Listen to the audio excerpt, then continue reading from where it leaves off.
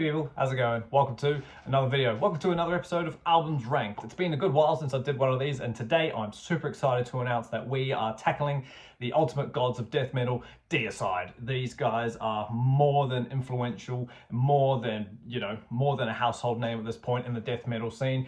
Floridian death metal gods, to be honest. Yeah, I've never really delved into a lot of Deicide stuff. I've only been familiar with a few of their early stuff. So today we're going to tackle all 13 studio albums, ranking them all the way from our least favorite all the way to the favorite. It's going to be a fun time. If you're a massive fan of Deicide, if you're a casual fan of Deicide, let me know down below what your favorite albums are, and we'll have a conversation going about who's right and who's wrong. It's always good fun when that happens. But yeah, 13 albums to get through, so let's just get straight into it. Coming in at coming in at number 13, coming in for 13 for me is Till Death Do Us Part. And no, I don't mean the Slade album. This album came out in 2008 on April 28.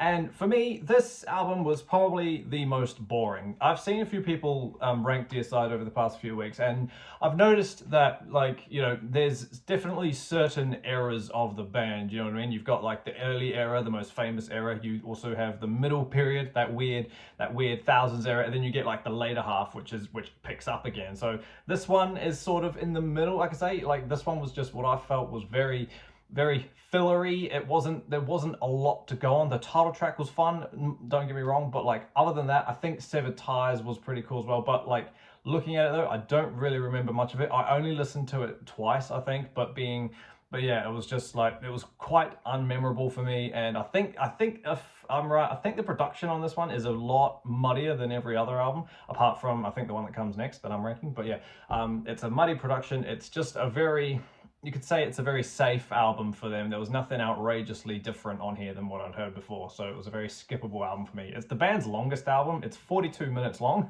and it's got one of their longest songs on it ever, Horror in the Halls of Stone, which is 6.5 minutes. But yeah, other than that though, not too much to go off. Yeah, so coming at the bottom, Till Death Do Us Part. Number 12 is another later album. Number 12 is To Hell With God. This one came out in 2011, February 21st. And just like the other one, this one's a bit unmemorable as well. But this one had a tiny bit more of a kick to it. But I was just like, again, I don't know if I was listening to it in the wrong state of mind or whatever, but to me, it was just a very in-between album. Again, not too much going on. To Hell With God, title track, opening track, always probably the best song. The Deicide's title tracks are pretty damn strong, and they end up being they've ended up being my more favorite songs off some of these albums. But yeah, like, it's just I can't even like talk about like To Hell. Oh, Savior, actually, yeah, that was pretty fun. Savior was good, I remember that. And Witness of Death was cool. But like, yeah, it's another obviously quick race through album, and there's just not too much to talk about. They have so much better stuff. So yeah, without going on too long, I reckon we just get straight into it. Number 12 is To Hell With God. Number 11 is probably their most questionable album, you could say. Number 11 is Incinerate 'Em, which I didn't realize is what it said until I actually tried to spell the word out. I just read it and I was like, oh yeah, that's a weird name. And then I tried to type it out, and I was like, how do I sound this out? Incinerate 'Em. So yeah, this album is weird. Obviously, it's come out in a very interesting era for the band. It's come out in the year 2000, June 27, and what was happening in the late 90s, early thousands? Nu metal, right? So Saint Anger obviously came out later, and what's the thing about that? It's just riffing and there's no solos. This is kind of the same. Bible Bash, well, there are solos on this one, but there's a big difference about this album, and the fact that they were now almost performing, for a better word, slam death metal. It was some of this stuff is very slow and mid. Bible Basher, the opening song, is again probably the best song in the album. But Halls of Worship was cool. God knows where it was, but like half of these songs, they all follow the same structure of like real quick, like real up tempo first halves, and then the second half they just tone it right down in terms of tempo. They just half speed everything, and it becomes breakdowns almost. It's just really trying to fit the era of what music was going on at that time. It was weird, but I kind of got into it. Do you know what I mean? Like, I heard it first and I was like, that's weird. This is Deicide. I want everything going like that. But after a few listens, you hear it and you think, oh, okay, this weirdly I kind of like it.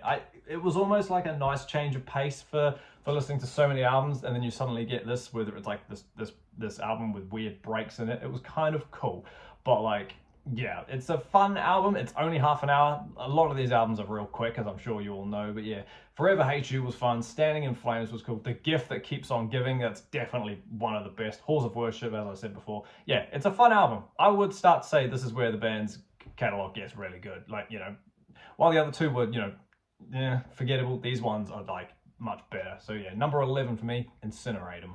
Number 10 is the album that comes before it. No, I lie. This is the album that comes after it, and that is In Torment in Hell. Funny album cover. Looks a bit basic, but I like the crosses, I won't lie.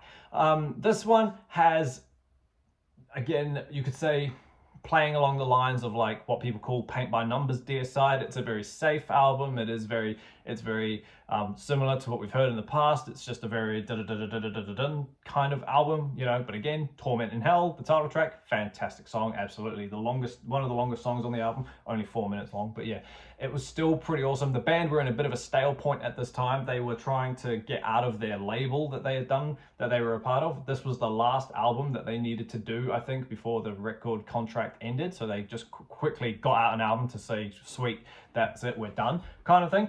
And I don't think the bands were in the best spirits at the time. Like, they weren't exactly friends. But yeah, like, so Christ Don't Care is a fun song. Child of God is fun. Let It Be Done, it's all good. But like, I think this one as well, this is a pretty muddy production. Like, it's a lot more muffled, and it's just a lot more denser, and it's very, I don't want to say one sounding, but it's very just muffled in your ears. Do you know what I mean? Yeah. While it's fun, like, I had a lot more fun listening to this than I had the other ones. Yeah. If you're not a fan of like muddy, heavy production, maybe don't go there. But yeah, no, it's a fun album. I would recommend it. That's number 10, In Torment in Hell. Number 9 is the latest album, Banished in Sin. Banished by Sin, sorry. This album was great. I don't care about the album cover. I think the album cover looks fine. Like, it is what it is. Get over it. We're here for music. This album came out last year on the 26th of April, so it's almost a year old, about literally a month to go. And yeah, I didn't listen to this album when it came out. I don't think I did, at least not for a little while. And I remember just being like, okay, that is what that is, you know. And then coming back to it in the context of their entire catalog, you know, it's pretty damn good. Like, From Unknown Heights is awesome. Sever the Tongue is probably my favorite song. Oh, hang on, where are we looking? Where's the title tracks here? That was just going off my thing. Hang on. Yeah, From Unknown Heights You Shall Fall. Sever the Tongue is amazing. Bury the Cross with Your Christ. Ritual Defied, sorry, that one's awesome. And the title track is again great. It's a fun album. It's very da-da-da-dun, as you'd expect. And it's just, yeah, it's a good 21st century. It definitely goes well into the later half catalog of the band. So yeah, it's like, yeah, it's there. While it's nothing compared to what they did in the past, this one is still really good. So yeah, I know people who really, really like this album, and they have every right to, and it's pretty awesome. So yeah, number 9, Banished by Sin.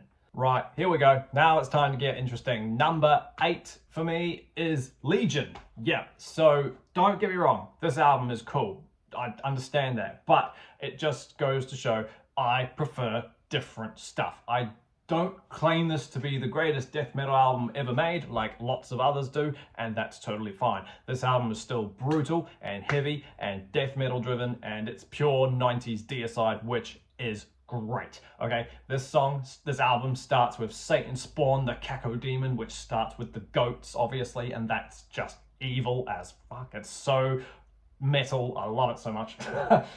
Repent to Die is just awesome. Trifixion, is that how you say it? Trifixion is just epic as well. In Hell I Burn is probably my favorite song off that one, because the gallops in that, or the triplets, just a or whatever it is, it's just like, that one was just awesome. I definitely when playing this album over and over again, I always got excited to hear In Hell You Burn, In Hell I Burn. It's honestly amazing. This album is really quick. It's obviously peak Deicide. It's 29 minutes. It's just absolutely awesome. Don't get me wrong, just because it's at 8 doesn't mean it's bad. Yeah, it's a great album. I just prefer a lot of other Deicide to this one. So yeah, number 8 for me is Legion. Number 7 is Overtures of Blasphemy. I really, really like this album. I think it's probably one of the better later half albums. It's definitely out of the filler period, you could say. This one is obviously the best in my opinion. The album cover is brutal. I just think this one is great. Coming off, what album came before this? Coming off, oh, Nine in the Mind, so it's much higher. Yeah, this album is cool. I was excited to get to this because this is the album before Banished by Sin. So I was like, if you forget about that, this is their most recent. I know that's a weird thing to say, but just go with me. One with Satan, fantastic opener. I think that one's awesome. This whole album is pretty much insane. Like, All That Is Evil, Excommunicated, it's a blitzkrieg of an album. While it is on the longer side, it's 37 minutes. It's because it's got 12 tracks all stapling in at 3 minutes. The longest song on here is one with Satan at 3:46. I just thought this one was heavy as balls. It's just fast and it's just brutal. It's scary in moments. It's honestly insane. It's such a good listen. If you haven't checked out that part of Deicide, I highly recommend you do it. Compliments of Christ is just great. I think that one's my favorite. It was just awesome. Yeah, if you haven't listened to this, go ahead and do it. That's number 7, Overtures of Blasphemy. Honestly, this is where things get hard. This is where it gets a bit hard to rank because everything from here on out is pretty much perfect and amazing. Do you know what I mean? Like, if you're a massive fan of death metal, like these albums that I haven't talked about yet are just, it's very hard. You could chop and change any day. Any one of them could be a desert island album and, you know, you'd be happy with it. But for now, we're putting at number 6, we're going for The Stench of Redemption, released in 2006, August 22nd, 2006. Yeah, this one was sort of like, you could say, like, you know, on the uphill of just like coming out of that weird era, and then you get this album and it's just like, oh, okay, Deicide can still have it. I think there's a lineup change on here. Yeah, Jack Alwyn turns up from Cannibal and, you know, just doesn't hold back really. This album just awesome. The Stench of Redemption, the title track, again, I know I've said it before, but title tracks on these albums are fantastic. Crucified for the Innocents, Desecration, sorry, not of this earth. It's just a full-blown but what makes this album so funny, well, not funny, but this one's just, it's just such a huge step up from what comes before. It's catchy. That's a fun thing I haven't actually mentioned about Deicide yet. Well, probably because it's not really been potent on the other ones, but like this chunk of the band is so catchy. The riffs there's catchiness all over the place, but this one, you know, to the top, this one is just, the riffs are just, they encapsulate you in a way where it's just like, death metal shouldn't do that, but it does, you know what I mean? What makes this album funny is the Black Knight cover from Deep Purple. It's just random. It's just so weird because obviously that song is quite mid-tempo, it's quite slow, you could say, compared to these guys, and then they play, it's just like, it's not right, I don't need, it's not right. It's just like, oh, okay, like, you could say that's like a real typical depiction of what death metal sounds like to people who don't listen to death metal. You know, it sounds like, in my opinion, Cannibal Corpse's Kill. That's how I listen to that album. That album sounds like the definition of what people think death metal sound like who don't listen to it. But yeah, this one's just great. Homage for Satan, Never to Be Seen Again. It's a fantastic album. Go listen to it. Number 6, Stench of Redemption. Number 5 is In the Minds of Evil. I friggin' love this one as well. Yeah, I'm a big fan of the later half of Deicide. This album, just awesome. The album cover, just evil, ominous, just real haunting stuff. I would love that as a painting on my wall. Imagine that. In the Minds of Evil, fantastic opening song. This one is just great. They'll Be Gone, just perfect stuff, brutal stuff, man. Godkill, just an onslaught of absolute death metal. Even the gods can bleed.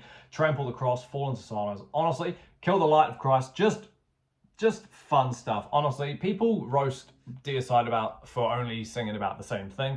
Honestly, I'm not on that team. They could sing about this till the end of time. Do you know what I mean? Just absolutely fantastic stuff. In the Minds of Evil is honestly one of their best albums. I frig it's so cool.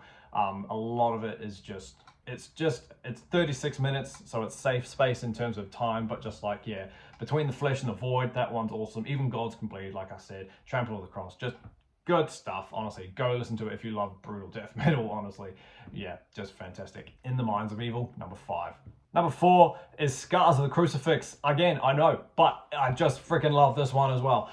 The album cover, the name, the title track, Scars of the Crucifix, is awesome. As soon as I heard that song, I was like, this one's gonna be a favorite. Like, it summed up the album perfectly. It's frantic, it's mental, it's scary. The soloing in that is just, it's so melodic, and it's not intricate, but it's so just different. It just stood out to me so much more. That, especially in the song Scars of the Crucifix, that sweep section right at the end, I think it's just where it goes down the scale. Honestly, I heard that and I was just like, wow. Lyrics to Scars of the Crucifix are just awesome. I think this one's great. And this album obviously comes with the infamous Fuck Your God song. That song is just an absolute onslaught of just brutal, blasphemous nonsense. It's awesome. When Heaven Burns, Go Now Your Lord Is Dead, From Darkness Come. Honestly, just, even though Go Now Lord is 2 minutes long, it's just so good. I love that. When Heaven Burns, Conquered by Sodom, just fantastic stuff. Honestly, it's fun.